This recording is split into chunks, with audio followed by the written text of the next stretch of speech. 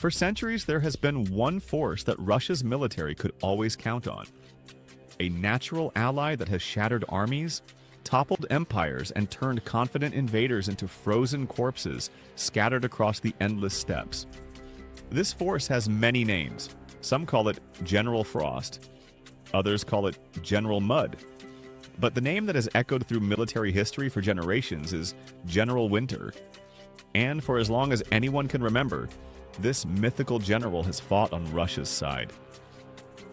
Napoleon learned this lesson the hard way when his Grande Armée marched into Russia with over 500,000 soldiers and limped out with barely 90,000 survivors.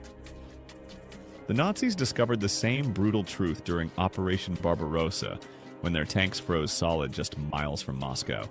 Yet Sweden lost an entire empire to this invisible enemy in the early 18th century, watching 16,000 of their 35,000 soldiers perish before the Battle of Poltava even began. But here is what most people are not talking about right now. For the first time in modern memory, General Winter has switched sides, and the consequences for Russia are nothing short of catastrophic. This is not speculation. This is not propaganda. This is what multiple sources on the ground are now reporting from the frozen trenches of eastern Ukraine. And by the end of this video, you will understand exactly why Russia's greatest historical ally has become its most devastating enemy, what the evidence actually shows, and what this means for the entire direction of this conflict in the weeks ahead. Let us start with what we know is happening right now. According to United 24 Media, which published a detailed report on January 23rd, Ukrainian forces from the country's 7th Army Corps continue to hold their positions in the Pokrovsk and Myrnohrad areas. The northern sectors of both cities remain under Ukrainian control despite Russian claims to have captured these settlements. But what makes this situation remarkable is not just Ukrainian resilience. It is what is happening to the Russian forces attempting to break through these defenses. The head of strategic communications for Ukraine's 7th Army Corps, Volodymyr Polevyi, posted an assessment on the social media platform formerly known as Twitter that paints a devastating picture. And we will return to the most disturbing details of his report in a moment, not because what he describes about Russian soldiers is something that demands careful attention. According to Polevyi, operational data and intelligence reporting indicate that Russian offensive potential is beginning to degrade. The key contributing factors, he says, are adverse weather conditions, combined with a systemic disregard for personnel welfare. In simpler terms, Russia is not just fighting Ukraine anymore. Russia is fighting the weather, and the weather is winning. Now, you might be wondering why this matters so much. After all, both sides are experiencing the same temperatures, the same snow, the same freezing winds that cut through clothing like it does not exist. But this is where the fundamental difference between offense and defense becomes critical, and it is a difference that is costing Russian forces dearly. Here is the mechanism that explains everything. When you are defending a position, you have time to prepare. You can dig fortifications before the ground freezes solid. You can stockpile supplies, establish heating systems, and create rotation schedules that allow troops to warm up between shifts. Ukrainian forces in the Pokrovsk sector have done exactly this. According to Polevyi's assessment, Ukraine's defenders are equipped with appropriate shelters, stockpiles, and most importantly, heating. They have stable supply lines and logistics networks. They have reserves in place that allow for the cycling of troops in and out of exposed positions. But what about the attackers? This is where Russia's situation transforms from difficult into something approaching catastrophic. According to Polevyi's detailed breakdown, Russian soldiers on the offensive are operating without vehicular resupply. That means everything they have is limited to what a single soldier can carry on their back. A sleeping mat, a sleeping bag, a blanket, perhaps a small gas stove. That is it. And remember, we are talking about temperatures that the British Broadcasting Corporation reported reached minus 14 degrees Celsius, or around 6.8 degrees Fahrenheit, in the early hours of January 27th alone. But wait, it gets worse. Because even the limited survival gear these soldiers carry creates a deadly trap. Any attempt to warm themselves up makes them instant targets for Ukrainian reconnaissance drones. A fire lit at night to combat the cold shows up like a beacon on the infrared camera of a first-person view drone.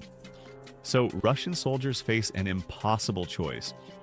They can try to stay warm and paint a target on their position, or they can stay hidden and freeze. We will get to what happens next in a moment, but first we need to understand why this situation exists at all. Because the answer reveals something fundamental about how Russia is conducting this war. The Institute for the Study of War, one of the most respected conflict analysis organizations tracking this war, published assessments on both January 24th and January 25th. Both reports contain an identical observation that tells you everything you need to know about how Russia's frozen offensives are performing. On January 24th, the Institute reported that Russian forces continued offensive operations in the Pokrovsk direction, but did not make confirmed advances. On January 25th, the assessment was nearly identical. Russian forces continued offensive operations in the Pokrovsk direction, but did not advance. Let that sink in.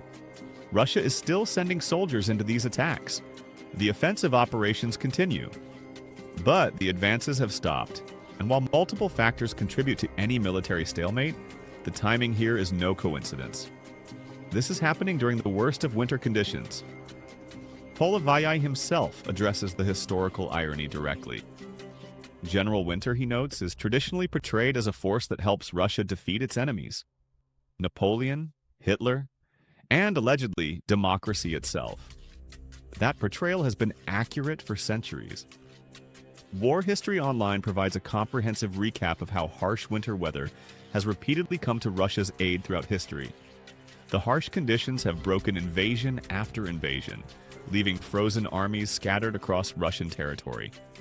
But there is a critical difference this time that changes everything. Russia is not defending, Russia is attacking. And that single strategic reality has turned Russia's greatest historical advantage into its greatest vulnerability. Think about what this means from a tactical perspective. When you are the defending force in winter conditions, you can prepare positions, stockpile resources, and wait for the enemy to come to you. The cold works as a force multiplier, weakening attackers before they even engage. But when you are the attacking force, you must move across open ground. You must advance into prepared defenses. You must maintain supply lines that stretch through frozen territory. Every advantage that winter once provided to Russia now works against it. And according to multiple reports, Russia is handling this reversal poorly. Very poorly. Let us return to the details we promised earlier, because the situation facing individual Russian soldiers deserves careful examination. According to Army Inform, which published a report on January 23rd, Ukraine has started referring to certain Russian assault troops with a term that reflects their apparent expendability. The outlet reports on comments made by Volodymyr Chernyak, an officer of the Rubizh Brigade of Ukraine's National Guard. According to Chernyak, there are thousands of soldiers who, under threat of severe punishment, are simply sent forward into assault actions regardless of conditions. And Chernyak's assessment continues with a claim that warrants attention. He reports that Ukrainian forces have recorded cases where Russian soldiers received even minor wounds and subsequently succumbed to exposure, because evacuation, when it happens at all, takes considerable time. Now, this is a claim from a Ukrainian military source, so appropriate skepticism is warranted, but it aligns with independent reporting about Russian evacuation procedures that predates the current winter conditions.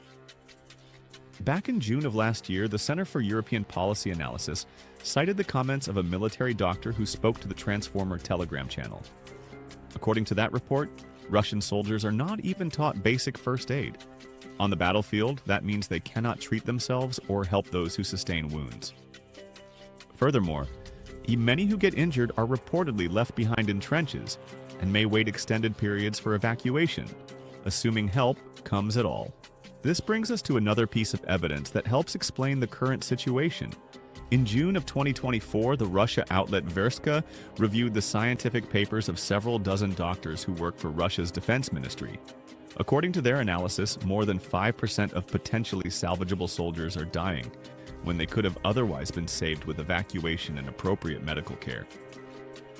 That was the situation in summer conditions. Now add the snow, the wind, the rain, the deep mud, and cold so severe that movement becomes extremely difficult. But here's what we still need to examine, because the equipment situation appears to be making everything worse. As far back as December 2022, the cable news network was reporting that Russian soldiers were having to resort to crowdfunding to obtain even basic gear. Boots and body armor were being supplied not by Russia's military, but by people back home who were donating to campaigns designed to provide what should be standard issue. The situation reportedly had not improved significantly by late 2025. According to the Telegraph, Ukraine has claimed that many Russian soldiers, especially on the Lyman front north of Pokrovsk, are being sent into battle without body armor or helmets. In one reported instance, only 4 groups out of 20 that launched attacks were wearing helmets. And then there are the tents. Both the Sun and Militarny reported on these earlier in January. Russia has apparently provided its soldiers with new tents, but these are not the insulated shelters that might actually help against the cold. According to video captured of a Russian soldier attempting to use one, these are flimsy green privacy tents that appear to serve limited protective purpose. The soldier in the video reportedly complained that the tent took an extended period to put on, that wind would lift it while putting it on, and that strong winds made walking extremely difficult while wearing it. Yes, wearing it. These are apparently standing tents that soldiers are expected to wear while moving around the battlefield. Militarny suggests these may be camouflage covers that Russia believes will protect soldiers from thermal and visual detection. The thermal concealment aspect may have some validity, since soldiers inside are already cold. But as practical winter survival equipment, these tents appear to offer minimal benefit. Now, we need to address something important before continuing. None of this means Russia's military is about to collapse. Military analysis is not that simple, and anyone who tells you otherwise is probably trying to sell you something. But what we can assess is the impact these conditions are having on Russia's ability to sustain offensive operations in specific sectors. Stefan Korshak wrote an analysis for the Kyiv Post on January 26th that provides useful context. He notes that Russia has been attempting to use general winter in its favor through constant aerial bombardments of Ukraine's electricity and heating infrastructure. The strategic logic is clear. Make Ukrainian cities cold and miserable to break civilian morale. But on the front lines, Korshak argues, conditions are so severe that only the most prepared soldiers stand a chance of operating effectively. And according to his assessment, Russia ran out of its best prepared forces some time ago. This brings us to the question of who Russia is actually sending to the front. According to Korshak's analysis of prisoner trends, the hidden elite forces are nowhere to be found. Instead, Ukraine is reportedly capturing increasing numbers of individuals who may be less suited to winter combat operations.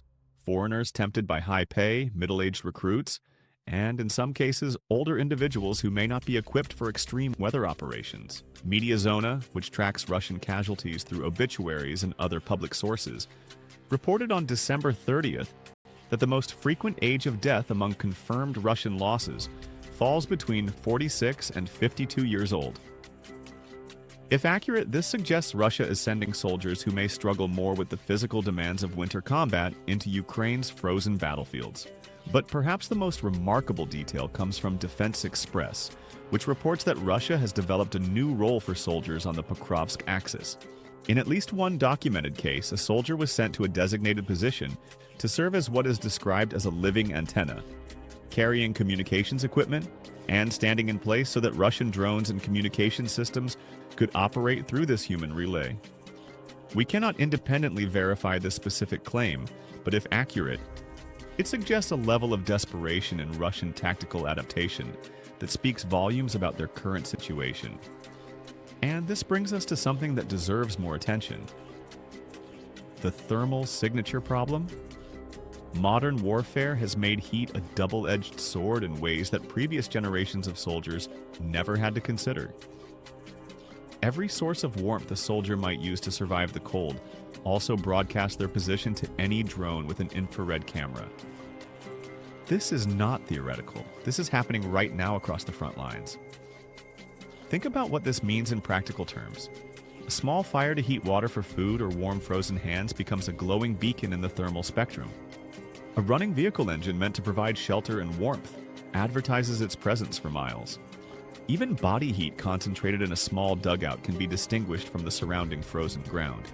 Ukrainian drone operators have adapted their tactics to exploit this vulnerability, reportedly conducting increased thermal surveillance during the coldest hours of night when any heat source stands out most dramatically against the frozen landscape. For Russian assault troops advancing across open ground without prepared positions, this creates an impossible tactical equation. Stay cold and maintain concealment. Generate heat and reveal your position. There is no middle ground when temperatures drop below -10 degrees Celsius. The human body simply cannot function for extended periods without warmth, and no amount of tactical discipline can change basic biology. This is why the strange tent-like covers Russia has reportedly provided may represent an attempt to solve an unsolvable problem. If soldiers cannot generate heat without detection, perhaps they can mask their existing thermal signature. The logic is understandable, even if the execution appears questionable based on available footage. What remains unclear is whether these measures provide meaningful protection against modern thermal imaging or merely create a false sense of security. The historical comparison here is instructive. When Napoleon's soldiers froze on their retreat from Moscow, the greatest threat was the cold itself. When German soldiers froze outside Moscow during Operation Barbarossa, they faced the same primary enemy. But today's Russian soldiers face a dual threat that neither Napoleon nor Hitler had to consider. The cold can kill them slowly through hypothermia and frostbite, but any attempt to fight the cold can kill them quickly by revealing their position to precision-guided weapons. All of this leads to a development that United 24 media reported on January 6th. According to their sources, morale among Russian officers on the Pokrovsk front lines has deteriorated to the point where they have been submitting formal requests to leave in significant numbers. They reportedly want transfers to rear positions, quieter areas, or anywhere they might avoid the worst of the winter conditions. These official requests are reportedly being met with threats of disciplinary action and demotion. But the fact that such requests are being submitted at all by career officers who have every incentive to keep their superiors satisfied says something significant. So what does all of this mean for what comes next? Let us consider 3 possible scenarios for the coming weeks, based on what we can observe. The first scenario is stabilization. In this case, Russian forces accept that winter conditions make significant advances impossible and shift to holding current positions while waiting for spring. We would see a reduction in assault frequency, increased focus on defensive preparations, and efforts to improve logistics and supply chains. The Institute for the Study of War Assessments, showing no advances despite continued operations, could be an early indicator of this transition. The second scenario is a localized breakthrough attempt. Russia might concentrate remaining capable forces on a single axis, accepting losses elsewhere to achieve a propaganda victory. This is high risk because it would further stretch already strained logistics, but it cannot be ruled out. We would see increased activity in one sector while others go quiet. The third scenario is an operational pause for reconstitution. Russia might pull back assault units entirely to rebuild and re-equip, preserving remaining experienced soldiers for spring operations. This would represent an acknowledgement that current conditions make offensive operations counterproductive.